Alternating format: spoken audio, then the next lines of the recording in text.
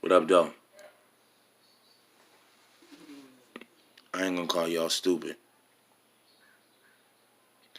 I'm gonna just ask you an honest question. Are you surprised? Power is to define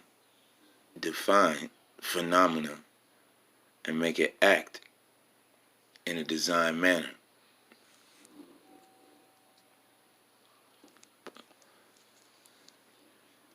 That's power. It's to define phenomena and make it act in a designed manner. So I ask you again, are you surprised? I'm not, and I hate to say it. I'm gonna just start like this. If you're a street nigga, if you from the streets, you poked something, you shot something. Did you get it as much as you gave it? If you shot niggas, you probably been shot. Definitely been shot at. I mean, on that level. If you stab motherfuckers, you definitely been stabbed on that level. You grew up beating the shit out of niggas. You been beat up on that level. That's a fact. So I'm gonna just go on. I'm gonna just start it like that. And this video today is about my first and probably only video that I ever do, but I feel that it's necessary. March 31st was the publicized date that Aramis Ascadome was taken from his physical form and graduated on to the next. Rest in peace, that brother Nipsey Hussle. And this video today is about that. This video today is about this whole little situation. This video today is about us and where we fit in and how we playing and where we at socially in this world today. Crazy, crazy. Pardon me or whatever, but I like to say first and foremost the footage that we got or how we found out about that. I just like to question that. My niece in Tennessee, she called about 4 o'clock and said that Nipsey Hussle was dead. I've seen people pass away. I've seen somebody get hit by a train. And when this individual was laying there, rest in peace, Keith, man. He went to Harborview about 3 in the morning. He passed away about 6. We was at the hospital, and for some odd reason, I don't know if it goes like this every time, but I've been around a couple situations, but we didn't even know when we were at the hospital that he passed away until like 30 some odd minutes later. I like to question the fact that how the world knows so fast that happened to that brother. 5 o'clock West Coast time, we were watching a video, if I'm not mistaken, a video that don't look right, it don't look real. After the medical's examination, it's come to fruition that Nipsey Hussle got shot 11 times. I didn't see a drop of blood. That's a crime scene. Why are people standing on that space, on that lot, at that time? And then I'll segue into Nipsey Hussle did not own the land under the Marathon store, Crenshaw and Slauson, a place that I've been to myself. He only owned the merchandise in the store. From recent developments that have come into public view. He didn't own Vector 90, which I feel like he was romanticized into getting into business with this individual, somebody that was hungry to do better for us, somebody that had an idea to create a segue for the 2% of the African Americans in Silicon Valley to be able to get into those spaces. He believed that this Vector 90 was a gateway to that. He believed Vector 90 was uh, uh, infrastructure that would that would have African Americans and Latino individuals in the city, um, in Silicon Valley, and he doesn't own any of that entity that is currently operating, and that is too high for the cost of the local resident in the Hyde Park area, the Crenshaw area, to even afford $20 a day pass, $50 a day pass for college students or whatnot. Like, why would you go all the way there and you know, 1 in 5 college students are sleeping in their vehicle in America, where a degree don't really get you shit, but a bunch of debt. 1 in 5 college students are sleeping in their vehicle. Why do I got $50 to give to Dave Gross and Nip don't even own it? I don't got it. And once Nipsey Hussle found out that these were the actions taking place, you know, he began to publicize that. He began to express this notion without seeming like a sucker and complaining about something that he got in the bed with, because you're talking about a man.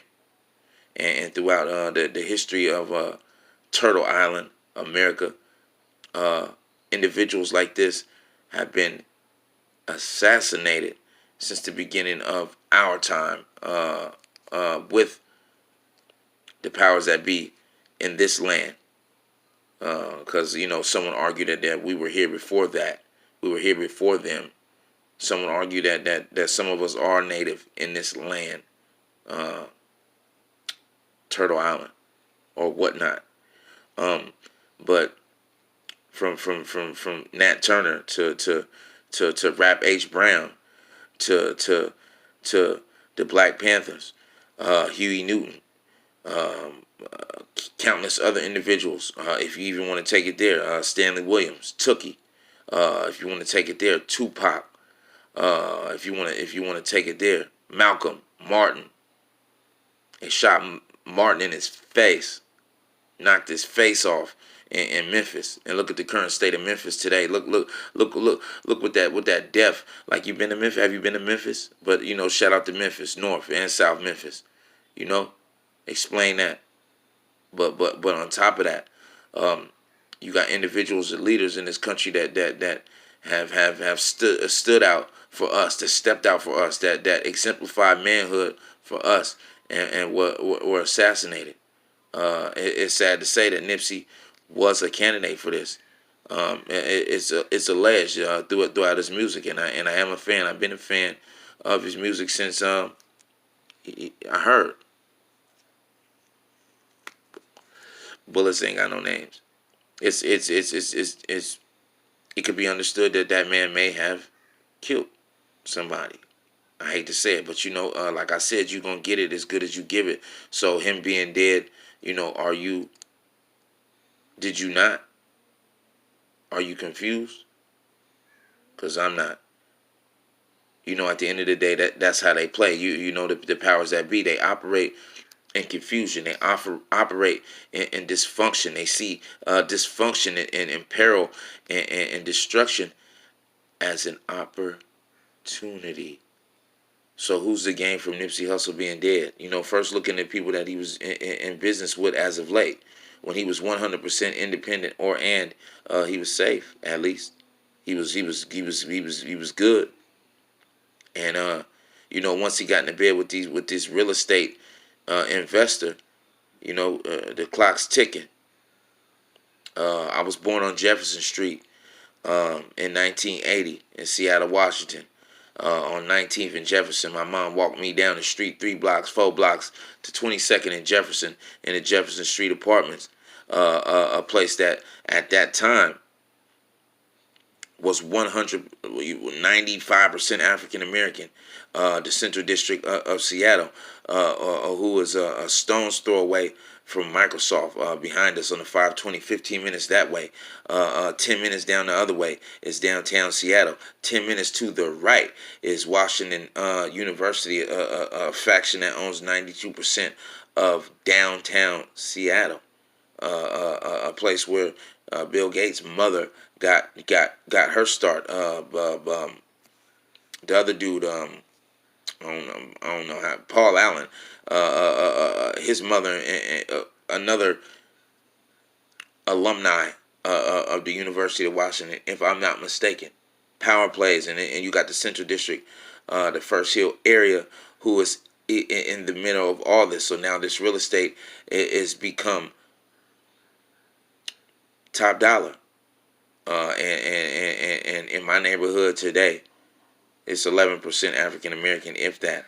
And these are all the grandmothers that are not that didn't sell their property. And if you translate that to every other city in America, gentrification in a prison industrial complex era is one and two out here. They moving you up off of here, and that's what's going on in L.A. So if you know anything about gentrification, and you know anything about Nipsey Hussle, he was talking about building the place where he was hustling since 15. So if you got a situation where a person changed their life and inspired this many individuals, like he came from gang banging, front line, active, to redirecting his efforts. You know, when you 15 and 16, you can't control nothing in your neighborhood. You're gonna go with the flow, or you're gonna get flew over, and that's how shit go.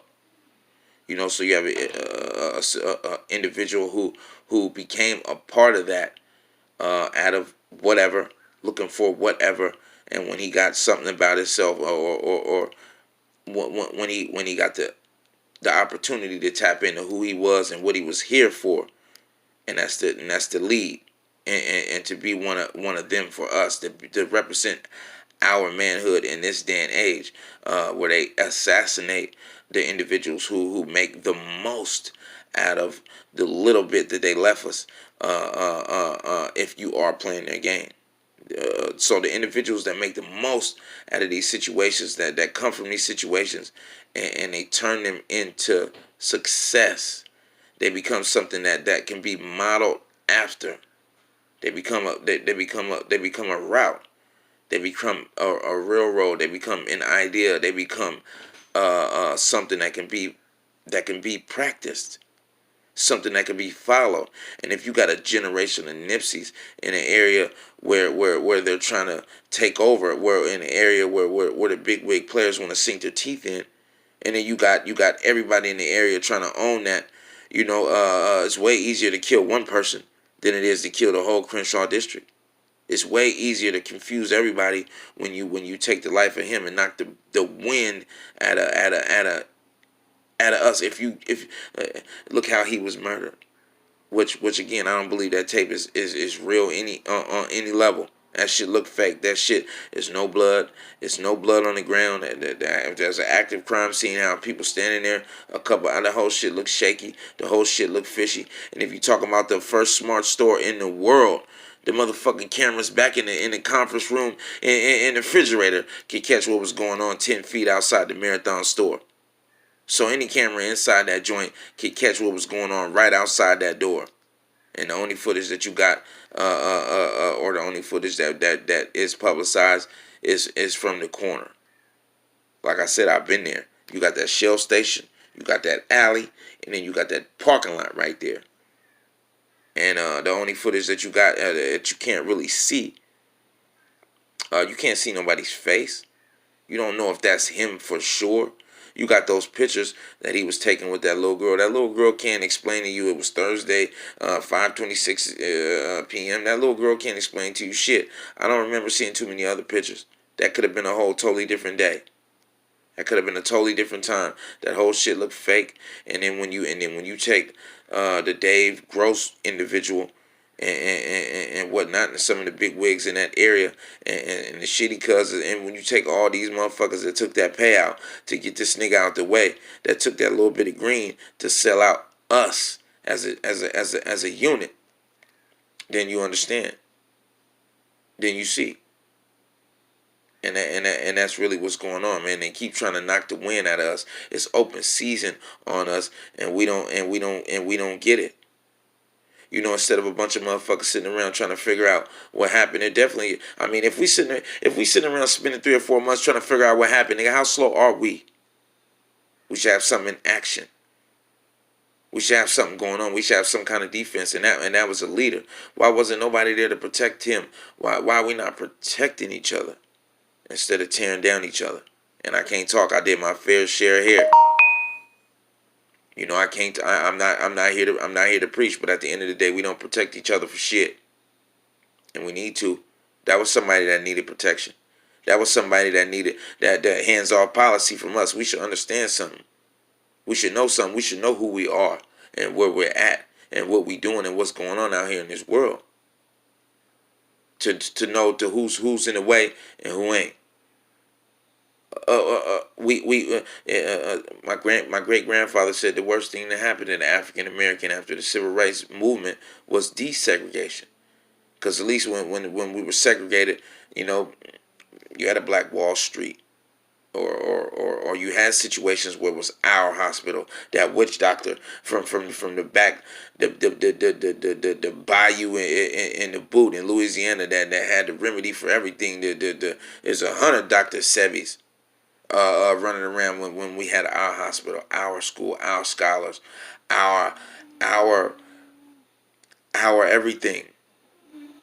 And now we depending on these motherfuckers and we following. So you know, if we're trying to copy, you know, what this motherfucker set forth, you know, what you think's gonna happen to us? We need to recognize that everything going on out here is built upon us, and we created all this shit, and we taking second rate to something that we created. I'm starting to get a little bit angry, so I'm gonna just leave it here at that, man. In my honest opinion, man, Arameus Ashkadon was murdered. First and foremost, because he stood in the way of real estate development. Look at the train and look at all that stuff that's going on in that Crenshaw district. And on top of that, he represented something that everybody that died like him from gunfire represented. It's just another one. Who gonna be next? What leader next are we gonna let get chipped in that fashion by gunfire? Because, you know, when it happens again, or if it does happen again, that's going to be a sad motherfucking day. Somebody standing up for us. Somebody that ain't about nothing but creating for us. And you know, it's crazy. God bless everybody out there, man. I just had to put that there, man. Y'all feeling the rest. Y'all do the rest. But you know, you know, that area where he been hustling since 15. You know, the same thing will make you laugh and make you cry. 206.